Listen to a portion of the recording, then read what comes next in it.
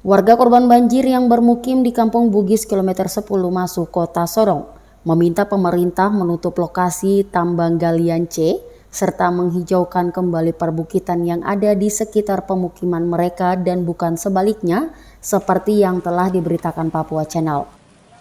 Perwakilan warga Yusuf Muri Salampesi yang mendatangi kantor redaksi Papua Channel siang tadi Senin 5 September 2022 menyatakan permintaan bahkan sudah disampaikan sejak 2018 lalu.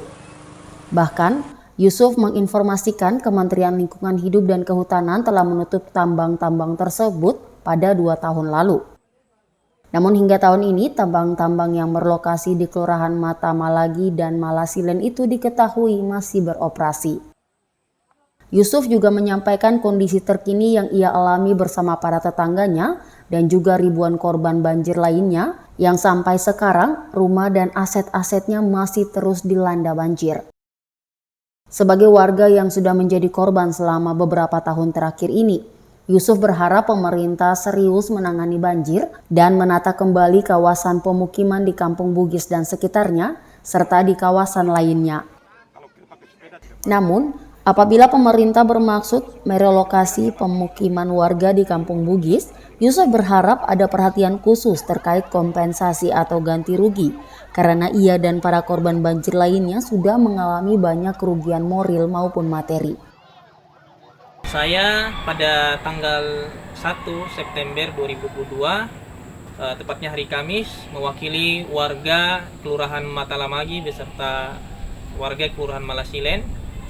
Kami semua sepakat beberapa poin yang ingin kami sampaikan kepada pemerintah pada saat itu dan sudah kami sampaikan, dan pada kesempatan kali ini kami mengklarifikasikan agar bisa terpublikasi kembali. Yang pertama, kami warga Kelurahan Matalamagi beserta warga Kelurahan Malasilen sepakat dan kami berharap kepada pemerintah daerah, kota maupun provinsi untuk bisa memindahkan, karena bahasa kami sudah lama Pak untuk penutupan. Kami sudah meminta penutupan dari tahun 2018 tapi sama sekali tidak direspon. Maka dalam hal ini kami meminta dipindahkan galian C ke tempat yang tidak sama sekali merugikan siapapun. Karena mengingat galian C ini sudah belasan tahun di kompleks kami, 10 tahun lebih, dan tidak memperhatikan AMDAL sama sekali. Oleh karenanya setiap tahunnya ada gunung atau bukit yang semakin habis terkikis, itu mengakibatkan volume banjir yang semakin besar setiap tahunnya. Itu yang pertama. Yang kedua, permintaan kami warga setempat Kelurahan Matalamagi beserta Kelurahan Malasilen sepakat untuk sesegera mungkin pemerintah daerah, kota maupun provinsi untuk bisa segera mungkin mengadakan penghijauan atau reboisasi di daerah kami. Karena daerah kami ini sudah benar-benar gundul dan mengingat kembali bahwa itu adalah daerah hutan lindung. Jangan sampai semakin tahunnya karena tidak direboisasi atau dihijaukan kembali, semakin tahunnya akan semakin parah dampaknya. Karena dampaknya bukan hanya di kompleks kami saja, bukan hanya 2 kelurahan saja, dampaknya sampai ke Melati Raya yang lebih parah, sudah semakin parah.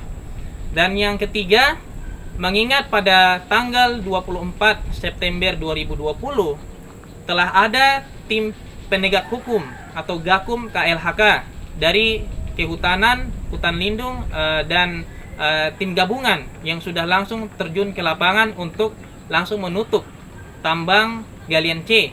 Pertanyaan kami adalah kenapa hingga saat ini masih ada operasi galian C, dan pertanyaan kami juga adalah siapa yang mengizinkan mereka untuk mengoperasikan galian C itu kembali, padahal sudah ditutup resmi oleh penegak hukum dari Kehutanan. Dan kami berharap agar pemerintah bisa segera mungkin mengadakan penghijauan. Mungkin karena belum ada pergerakan dari pemerintah setempat untuk reboisasi, maka warga di situ merasa seperti tidak ada tindakan serius dari pemerintah sehingga mereka masih kerja sampai ini sekarang.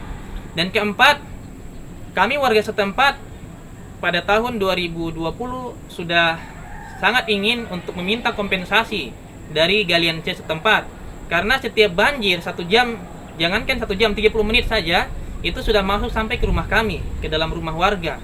Ada elektronik yang rusak, ada lemari yang hancur, ada sofa-sofa yang perabotan yang bahannya tidak kuat itu hancur semua. Belum lagi ada beberapa warga yang karena arus banjir itu terpaksa rumahnya jebol, hancur dindingnya. Karena apa? Karena arus banjir yang sangat kuat dan bertambah kuat dan semakin naik setiap tahunnya. Maka siapa yang mengganti, siapa yang memberikan kompensasi atas kerusakan semua ini? Kalau Galian C tidak mau bertanggung jawab, apakah pemerintah siap untuk mengganti barang-barang atau perabotan warga setempat di Kelurahan Matalamagi maupun Malasilen? Dan yang kelima, yang terakhir adalah pemerintah daerah sebelumnya, kami secara jujur sudah banyak sekali mengeluh tetapi sama sekali tidak ada realisasinya. Oleh karenanya kami berharap kepada PJ Wali Kota Bapak George Yarangga dan juga pun Bapak PJ Gubernur Bapak Paulus Waterpauw agar kiranya bisa memperhatikan ini dengan serius, dengan hati yang mendalam bahwa kami sedang menangis. Tolonglah kami Bapak, hijaukan kembali gunung kami dan hijaukanlah kembali tempat kami agar kami layak hidup sebagaimana warga yang lainnya. Terima kasih. Sebelumnya diberitakan warga korban banjir mencegat rombongan kendaraan yang ditumpangi penjabat wali kota George Yarangga di Jalan Aniweho, Kampung Bugis, kilometer 10 masuk Kamis 1 September lalu. Saat itu warga meminta penjabat wali kota turun dan mendengarkan langsung sejumlah keluhan dan permintaan mereka.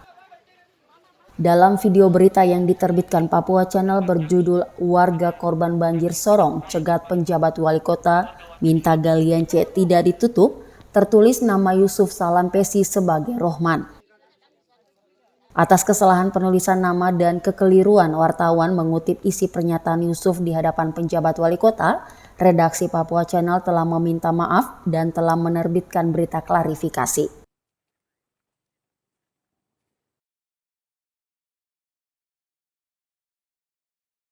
Tim Liputan Papua Channel.